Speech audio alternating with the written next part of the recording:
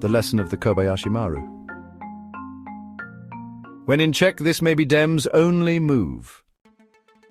Over 77 million voters allegedly still ride on the Trump train. In 2020, Trump lost the popular vote by almost 8 million, and this time he supposedly won by almost 5 million. So this guy who lost the popular vote in 2016 and 2020 got 13 million votes more popular after January 6th, after 91 felony indictments, after 34 felony convictions, after espionage charges, after 2 sexual assault rulings. After his rallies were smaller than they've ever been, with people leaving before they were over. You're going to tell me he's 13 million votes more popular? If you believe that, you'd probably buy stock in an invisible ink company. America had better wake up, because this Trumpery brand of Republican doesn't sleep. And if we're not careful, we may see this shithousery continue to play out indefinitely. You gotta love the Dems for still trying to play politics by the old rules. They're like the nerds on the playground, pointing their finger at the bullies and saying that's not right. Then the bullies push them down, beat the crap out of them, kick sand in their face, and walk away laughing.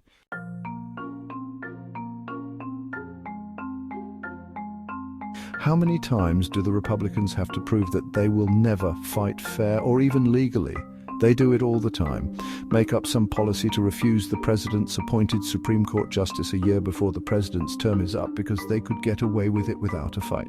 Create a rule that prevents the indictment of an impeached president who incited an insurrection, even if his treasonous actions were proven. Allow witnesses to refuse subpoenas. Obstruct justice and hold back witnesses with 0 consequences. Let their partisan-stacked Supreme Court, who lied to Congress during their confirmation hearings without a shadow of consequences, gives a thumbs up to some ridiculous rule claiming that a sitting president is somehow above the law.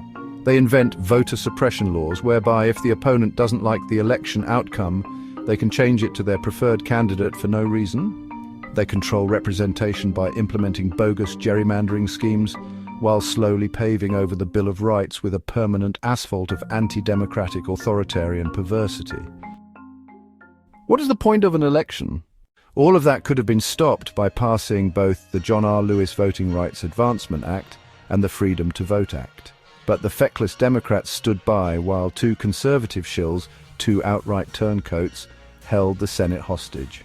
Yet Mitch McConnell wouldn't hesitate to invoke the nuclear option, a maneuver to bypass the filibuster when it suited his party's goals.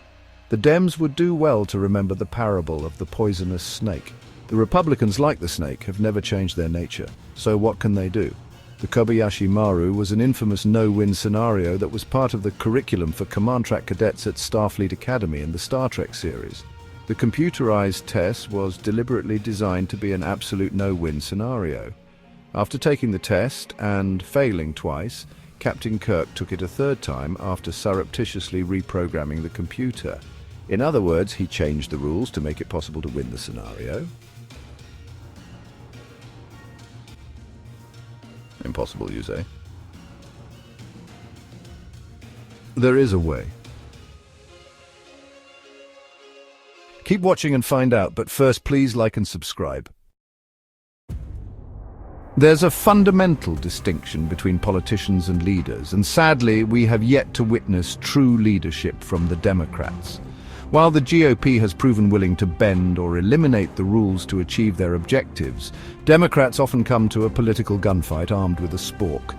They've clung to principles of procedure and bipartisanship, hoping to foster compromise in a system that refuses to compromise and no longer plays by those rules.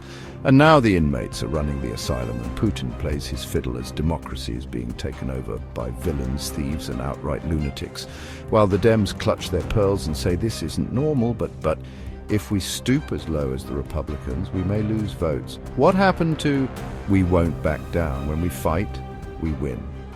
Was that just more hollow political prattle? Does anyone think for a minute that if the situation were reversed, Mitch McConnell would have stood for this? Do the Dems really believe that their constituents now would oppose them stepping in to face a Godzilla-sized disaster? If you really care about we, the people, like you say, then it's time to get in the game. Big corporations pull the strings behind the scenes, controlling policies that benefit their bottom line. Promises to lower insulin prices is a political win, not leadership. This kind of rhetoric, paraded as progress, is nothing more than political pablum. And frankly, it's an insult to anyone who engages in critical thinking. Many politicians acknowledge that corruption is the problem, but fail to present concrete solutions for reform.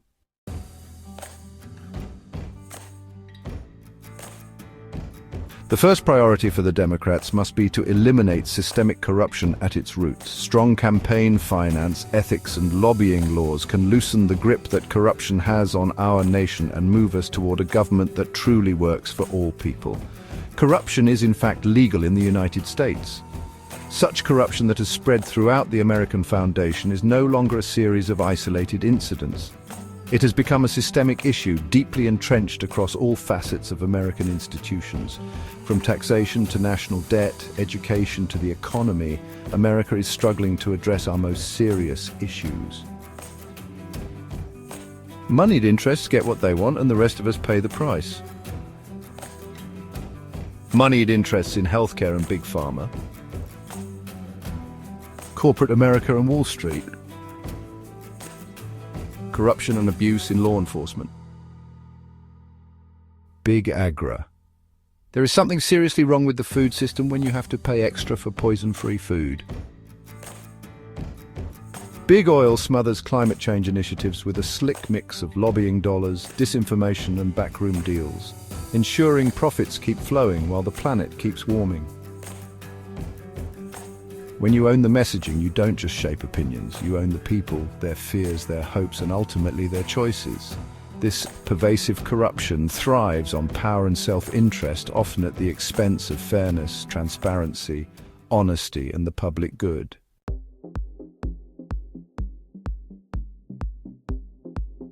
At the heart of this crisis lies the 2010 Citizens United ruling, which allows unlimited financial contributions to political campaigns and opens the floodgates for special interests to control the political narrative. Politicians are now more beholden to wealthy donors and corporate sponsors than to the electorate, creating a system where policies favor a new type of monarchy.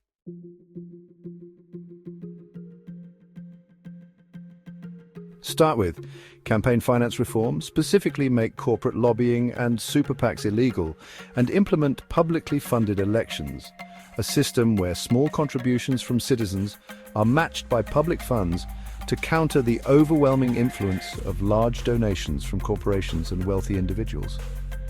This would help to shift the focus of politicians back to their constituents rather than big donors. But the vast amount of money flowing through our elections can sway not only who wins, but also who even gets to make the rules. How do we turn this monstrous ship around when the system is already broken? Superficial reforms that fail to address the root causes of political corruption are as useful as a snooze button on a smoke alarm.